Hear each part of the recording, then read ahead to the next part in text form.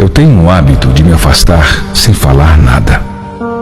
Eu observo as atitudes e aquilo que não condiz com o meu modo de viver, eu simplesmente não falo nada. Apenas me afasto. E quando a pessoa se der conta, ela já me perdeu.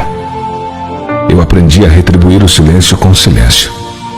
Se você me colocar em segundo lugar na sua vida, eu te colocarei em último. Eu vou retribuir carinho com carinho, lealdade com lealdade. Sabe, é porque chega uma hora que a gente cansa de oferecer o nosso melhor e receber qualquer coisa. Agora eu respondo ao nível da reciprocidade. Daqui para frente, definitivamente, eu vou amar quem me ama e cuidar de quem de fato cuida de mim. Mas jamais terei como prioridade quem me tem apenas como opção. Olha, com o tempo a maturidade chega, as coisas mudam. Comece a colocar as pessoas no mesmo lugar que elas te colocam e perceba que muitas não vão gostar.